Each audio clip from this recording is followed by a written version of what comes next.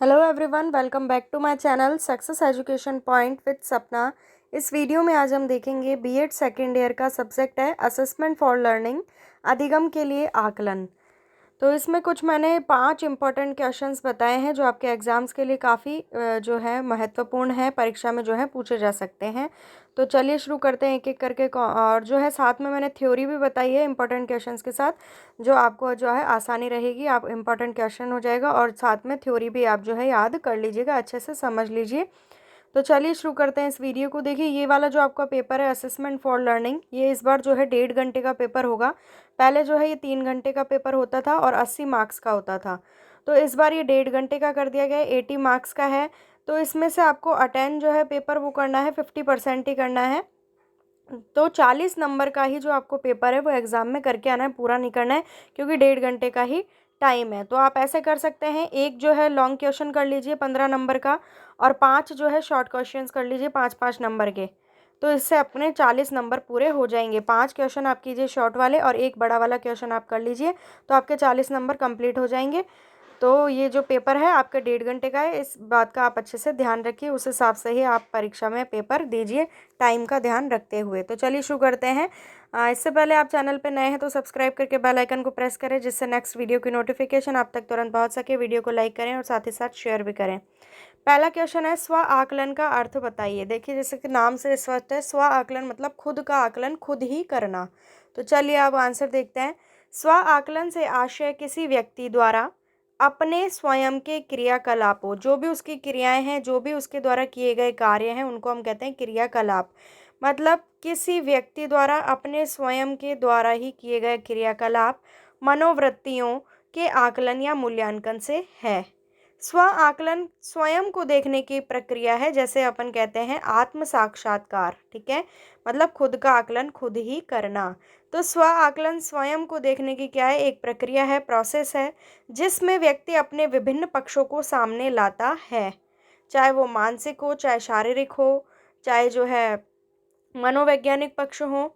तो व्यक्ति के जो खुद के जितने भी पक्ष है, वो क्या सोचता है, क्या करता है, किस चीज़ में उसका इंटरेस्ट ज़्यादा है, रुचि है, तो उस बारे में है ये, जिसमें व्यक्ति अपने विभिन्न पक्षों को सामने लाता है, जो किसी व्यक्ति की पहचान के लिए आवश्यक या प्रमुख होते हैं, कि वे मानसिक रूप से स्वस्थ है या नहीं है, शारीरिक रूप से स्वस्थ है या नहीं है, उसकी सोच कैसी है, किस तरह की चीज़ों में वो इंटरेस्ट ले रहा है।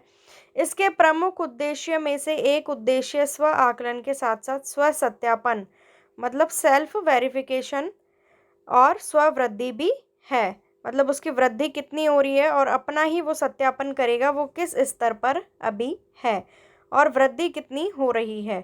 स्व आकलन में छात्रों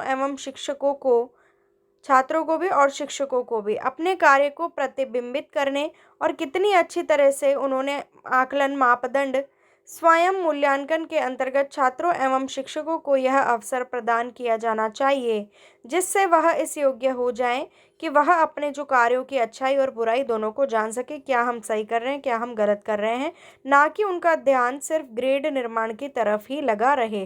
ग्रेड निर्माण से ध्यान थोड़ा हटकर और जो है स्वयं के ऊपर आकलन करना चाहिए। तो ये था स्व आकलन। काफ़ी इंपॉर्टेंट है ये क्वेश्चन। अब है सेकंड क्वेश्चन, मूल्यांकन की परिभाषाएं। तो सबसे पहले कोठारी आयोग के अनुसार काफ़ी महत्वपूर्ण परिभाषा है, मूल्यांकन एक निरंतर प्रक्रिया, कंटिन्यूस होता है, प्रोसेस है ये, कंटिन्यूस, ऐसा नहीं है कि आज हुआ कल नहीं, ये कंटिन्यू जो है चलता ही रहता है। मूल्यांकन एक निरंतर प्रक्रिया, संपूर्ण शिक्षा प्रणाली का एकीकृत भाग और शैक्षिक उद्देश्यों से पूरी तरह से संबंधित है। शिक्षा के जितने भी उद्देश्य हैं उनसे ये पूरी तरह से क्या है, संबंध रखता है। यह विद्यार्थियों की अध्ययन आदतों और अध्यापक की निर्देशन विधि पर बहुत प्रभाव डालता है और इस प्रकार न केवल शैक्षिक उपलब्धियों अपितु उनके सुधार में भी सहायता करता है। तो जो ये परिभाषा है ये आपको सेम टू सेम ऐसे ही परीक्षा में लिखनी पड़ेगी, क्योंकि परिभाषा में जो है फेरबदल हमें नहीं करना चाहिए, जिससे कि हमारे नंबर जो है अच्छे आ सके। तो सेम आपको ऐसे लिखनी है। एक बार फिर देखते हैं, कोठारी आयोग के अनुसार मूल्यांकन एक निरंतर प्रक्रिया, संपूर्ण शिक्षा प्रणाली का एकीकृत भाग और शैक्षिक उद्देश्यों से पूरी तरह संबंधित है। यह विद्यार्थियों की अध्ययन आदतों और अध्यापक की निर्देशन विधि होता है, अध्यापक जो है शिक्षकों को किस विधि के माध्यम से पढ़ा रहा है, काफ़ी विधियाँ होती हैं, व्याख्यान विधि भी होती है, आगमन निगमन विधि होती है। तो वो कौन सी विधि से जो है विद्यार्थियों का मार्गदर्शन कर रहा है, उसे हम कहते हैं निर्देशन विधि, अर्थात निर्देश जो है कौन सी विधि से वो दे रहा है, कौन, टीचर। यह विद्यार्थियों की अध्ययन आदतों और अध्यापक की निर्देशन विधि पर बहुत प्रभाव डालता है और इस प्रकार न केवल शैक्षिक उपलब्धियों अपितु उनके सुधार में भी सहायता करता है। ये थी कोठारी आयोग के अनुसार। दूसरी है राष्ट्रीय शैक्षिक अनुसंधान एवं प्रशिक्षण परिषद, जिसे हम कहते हैं एनसीईआरटी। एनसीईआरटी ने भी परिभाषा दी, मूल्यांकन एक प्रक्रिया है, प्रोसेस है, जिसके द्वारा यह ज्ञात किया जाता है कि उद्देश्य, जो शिक्षण उद्देश्य हैं, वो किस सीमा तक प्राप्त किए गए, कहाँ तक जो है बच्चे ने प्राप्त किए हैं। कक्षा में दिए गए अधिगम अनुभव, मतलब जो अधिगम अनुभव दिए गए हैं, एक्सपीरियंस दिए गए हैं शिक्षण से संबंधित, वो कहाँ तक प्रभावशाली सिद्ध हुए हैं विद्यार्थी की जो जीवन में, और कहाँ तक शिक्षा के जो उद्देश्य है पूर्ण किए गए हैं। तो ये परिभाषा दी एनसीईआरटी ने, काफ़ी इजी है। मूल्यांकन एक प्रक्रिया है जिसके द्वारा यह ज्ञात किया जाता है कि शिक्षण उद्देश्य किस सीमा तक प्राप्त किए गए हैं, कक्षा में दिए गए अधिगम अनुभव कहाँ तक प्रभावशाली सिद्ध हुए हैं, और कहाँ तक शिक्षा के उद्देश्य पूर्ण किए गए हैं। थर्ड क्वेश्चन है, आकलन की चुनौतियां बताइए। शैक्षिक आकलन में शिक्षक को निम्नलिखित चुनौतियों का सामना करना पड़ता है, जिसमें पहला पॉइंट है उद्देश्यों को प्राप्त करने की चुनौती। सभी पाठ्यक्रम संबंधी विश्वसनीय, वैध तथा उचित अधिगम मूल्यांकन के तरीकों एवं उपकरणों का मिलान न करना, जिससे स्पष्ट एवं प्रासंगिक उद्देश्यों को प्राप्त करने की चुनौती। देखिए, जो हमारा जो है पाठ्यक्रम होता है, करिकुलम होता है, उससे संबंधित जितने भी विश्वसनीय, वैध और अधिगम तथा उचित जो अधिगम मूल्यांकन के जो तरीके हैं, मतलब सीखने के जो तरीके हैं, उनका जो उपकरणों का है मिलान नहीं हो पाता, जिससे क्या होता है स्पष्ट एवं प्रासंगिक उद्देश्यों को प्राप्त करने की चुनौती खड़ी हो जाती है, किसके सामने, शिक्षकों के सामने।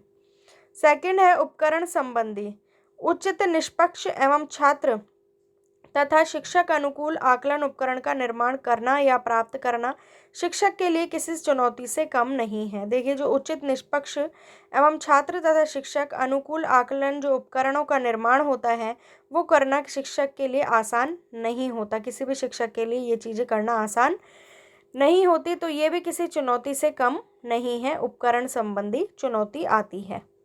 प्रशिक्षण की चुनौती, शिक्षकों को मूल्यांकन या आकलन के लिए प्रशिक्षित नहीं किया जाता है। शिक्षक जो है, टीचर जो है क्लास में केवल पढ़ाते हैं, तो उनको मूल्यांकन या आकलन के लिए कोई स्पेशल ट्रेनिंग नहीं दी जाती है, प्रशिक्षण नहीं दिया जाता है। उनके प्रशिक्षण की उचित व्यवस्था भी नहीं होती है, जिससे शिक्षक अच्छी तरह से क्या नहीं कर पाते, छात्रों का आकलन नहीं कर पाते, क्योंकि उनको खुद को ही अच्छे से ट्रेनिंग नहीं दी जाती है, ना ही कोई जो है व्यवस्था होती है उनकी ट्रेनिंग की। तो इससे जो क्या है, शिक्षक जो है छात्रों का आकलन भी अच्छे से नहीं कर पाते। तो ये भी काफ़ी महत्वपूर्ण और बड़ी चुनौती है आकलन के सामने प्रशिक्षण की। फोर्थ है कम विधियों का ज्ञान। शिक्षकों को शिक्षण अधिगम की बहुत कम विधियों का ज्ञान होता है, जिससे शिक्षक छात्रों को परंपरागत तरीके से ही क्या करते हैं, ज्ञान प्रदान करते हैं, नॉलेज देते हैं उनको। किस तरीके से, परंपरागत तरीके से, और उसी के आधार पर क्या करते हैं, वो मूल्यांकन करते हैं। क्योंकि शिक्षकों को बहुत ही कम विधियों का ज्ञान होता है, शिक्षण अधिगम की जो विधियां हैं और जो है उनका ज्ञान उनको कम होता है, तो इसलिए वो क्या करते हैं, परंपरागत तरीके से स्टूडेंट्स को ज्ञान देते हैं, नॉलेज देते हैं, और इसी आधार पर वो क्या करते हैं, मूल्यांकन करते हैं। तो ये भी काफ़ी महत्वपूर्ण चुनौती है। पांचवा है समय एवं संसाधनों का अभाव। देश के अधिकांश राजकीय विद्यालयों में, जो गवर्नमेंट स्कूल है, उनमें संसाधनों का अभाव होता है। आपने देखा भी होगा, काफ़ी सारी चीज़ें वहाँ होती ही नहीं है। अगर हम प्राइवेट सेक्टर की बात करें, उसकी कंपेयर करें एक दूसरे को, तो प्राइवेट में होते हैं, जबकि गवर्नमेंट में संसाधन ही नहीं होते अवेलेबल, या फिर इस समय पर संसाधनों का उपलब्ध नहीं होता, या होते भी हैं तो टाइम पे नहीं होते, जब चाहिए होते हैं तब नहीं होते हैं। ये एक प्रमुख समस्या है। आवश्यक संसाधनों के अभाव के कारण छात्रों का क्या प्रभावित होता है, अधिगम प्रभावित होता है। अधिगम अर्थात सीखना, तो वो सीखने पर प्रभाव डालता है, क्योंकि जब हमें संसाधन चाहिए तब संसाधन होते नहीं हैं, तो अधिगम छात्रों का प्रभावित होता है। इससे छात्रों का आकलन अच्छी तरह से नहीं हो पाता है। तो ये थी आकलन की जो चुनौतियां हैं वो। अब है फोर्थ क्वेश्चन, खुली पुस्तक परीक्षा क्या है, इंपॉर्टेंट क्वेश्चन है, ओपन बुक एग्जामिनेशन। तो चलिए बात करते हैं खुली पुस्तक परीक्षा। परीक्षा प्रणाली में आवश्यक सुधार लाने हेतु खुली पुस्तक परीक्षा का क्या दिया जाता है? सुझाव, सजेशन दिया जाता है कि परीक्षा की प्रणाली में सुधार लाया जाए। इसके कारण क्या किया गया? खुली पुस्तक परीक्षा की व्यवस्था की गई। अब देखिए क्या होती है खुली पुस्तक परीक्षा। हम खुली पुस्तक परीक्षा को एक ऐसी परीक्षा के रूप में समझ सकते हैं जिसमें परीक्षार्थियों को परीक्षा में प्रश्नों के उत्तर देने हेतु यह सुविधा रहती है कि वह इस कार्य के लिए पाठ्य पुस्तकों, कक्षा में बनाए गए नोट्स तथा अन्य मान्यता प्राप्त सामग्री का अपनी सुविधा अनुसार क्या कर सके? उपयोग में ले सके।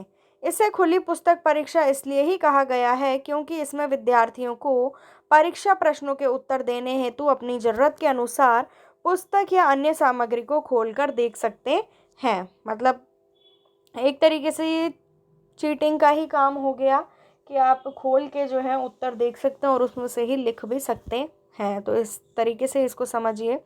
देखिए साफ लिखा हुआ है क्योंकि इसमें विद्यार्थियों को परीक्षा प्रश्नों के उत्तर देने हेतु अपनी ज़रूरत के अनुसार पुस्तक या अन्य सामग्री को खोलकर देख सकते हैं और अपने काम में ला सकते हैं। तो काफ़ी ईजी होगा क्योंकि इसमें एक तरीके से चीटिंग का ही मैटर समझाया गया है। अब पांचवा हमारा प्रश्न है, अधिगम का आकलन एवं अधिगम के लिए आकलन में अंतर स्पष्ट कीजिए। काफ़ी इंपॉर्टेंट क्वेश्चन है। इसका जो आंसर है मैंने इस वीडियो में नहीं बताया क्योंकि इसकी जो थ्योरी है इस क्वेश्चन की उसको मैंने काफ़ी अच्छे से एक्सप्लेन कर रखा है ऑलरेडी। आपको लिंक मैं दे दूंगी इस वीडियो के डिस्क्रिप्शन बॉक्स में, वहाँ से जाके आप इसकी थ्योरी आसानी से समझ सकते हैं। इसलिए इस वीडियो में मैंने उसको जो है थ्योरी को नहीं बताया क्योंकि मैं पहले से एक्सप्लेन कर चुकी हूँ। लिंक आपको मैं इस वीडियो के डिस्क्रिप्शन बॉक्स में दे दूँगी, आप वहाँ से जाके इसे चेकआउट कर लीजिएगा। तो अच्छे से अपनी तैयारी कीजिए, काफ़ी इंपॉर्टेंट क्वेश्चन है। इसमें आपको बड़ा क्वेश्चन जो है एक ही करना है एग्जाम में और 5 छोटे छोटे प्रश्न आपको करने हैं। 50% ही पेपर जो है अटेंड करना है आपको। तो चैनल को सब्सक्राइब जरूर करें, साथ ही साथ वीडियो को लाइक और शेयर करें। मिलती हूँ नेक्स्ट वीडियो में। Thank you for watching my video.